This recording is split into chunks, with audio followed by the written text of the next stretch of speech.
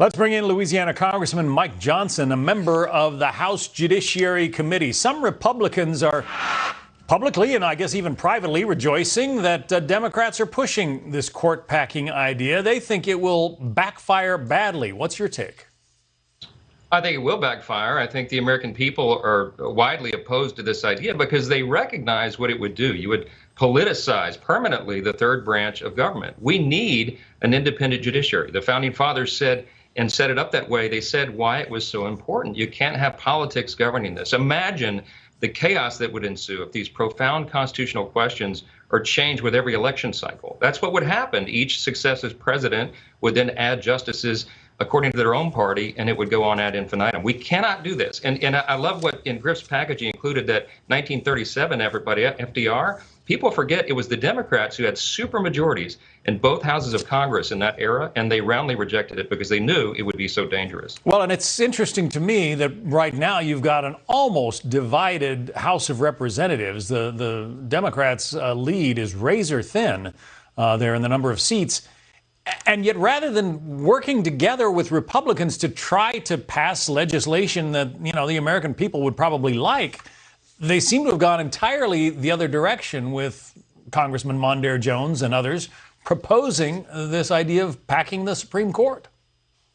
I'll tell you what's behind it, John. They recognize that razor-thin majority their days are numbered. We're going to have another election cycle in 2022, and the Republican Party is going to retake the majority. Everyone seems to recognize that, including the radical left and the progressives in Congress. So they're going for broke, John. They're going to push everything, hoist everything upon the American people that they can in this narrow window that they have and see what will stick. But I'm so grateful that some reasonable people in the Congress recognize that is a step too far. And I think they're looking at the public opinion polls. They recognize it will be a backlash, and it'll make them lose even more seats than they're stand to lose already. Is that why you think Speaker Pelosi is saying, you know, she's not a big fan of court packing and she wants to wait for this presidential commission that President Biden has appointed to make its move before she weighs in? Nancy Pelosi knows how to count. She can do math. That's her great strength, and she understands there would be a backlash to their party. Look, there's a radical agenda afoot. Everybody sees it. It is going to inure to the benefit, as we used to say in legal practice, to the Republican Party because the left is pushing too far, too fast. We're actually delighted about this because it shows their true colors, and I think we're going to have a really good election cycle in 2 years. Let's talk a little bit about the situation at the border. Karl Rove knows a thing or two about it. He's obviously from Texas, a Texas resident. And he says that the big danger comes from the cartels who are so heavily involved in the human trafficking here. Listen to what Karl Rove had to say. We're dealing with a highly efficient and very smart criminal enterprise in the traffickers. Many of them are tied to drug cartels. They're trying to overwhelm the system. That's why we're seeing a large number of unassisted children being tossed across the border, being forced across the border, brought across the border, because they know that'll overwhelm the system. So you got to deal with that. It calls for extraordinary measures. And yet it was not until this weekend that President Biden referred to it as a crisis. Why so slow on that? I wish we had an answer to that question. We're delighted that he's acknowledged the crisis. Now, the next step is for him to acknowledge that it's his policies that have created this, and it needs to be unwound immediately. This, as Karl said, this is a humanitarian crisis. The cartels are abusing young children, and we know about that.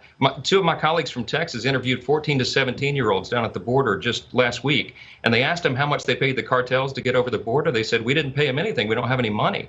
They said, well, what was the exchange? Well, we agreed to serve them when we get to the U.S., to serve their cartels within our borders in the U.S. Indentured servitude. This is the things that are going on. Sexual abuse and all the other horrible travesties. We know this. We need the Biden administration to step up. This is not rocket science. We need to reinstitute the Trump-era policies that gave us such great success. Reinstate the Remain in Mexico policy. Let's make sure dangerous people are not allowed in. Let's at least require a negative COVID test before we send these people throughout the U.S. We need to send a strong message to the world that we recognize and appreciate legal immigration. But this is not open season. It is not an open border. And we cannot afford to feed and clothe everybody in the world, as a benevolent country as we are. Well, but some Democrats, and we had one on the program earlier, are saying that that this is all a result of the Trump administration breaking the immigration system.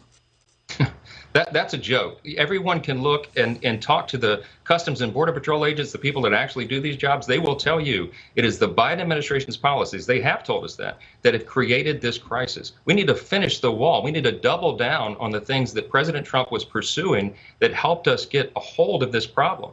This surge began in January. Everyone knows. They're wearing Biden T-shirts, for crying out loud. Everyone could look at this with their own eyes. All the American people can see the video and see the crisis and understand it's created by the current administration, and we need this administration to lead on this and fix it. And the number of Americans who now think that the refugee crisis at the southern border is worse than the COVID crisis, that has gone up substantially. Louisiana Congressman Mike Johnson. Congressman, thank you. Thanks, John. And we will have more on the crisis at the southern border with brand new reaction from former acting DHS Secretary Chad Wolf. He joins us live later this hour.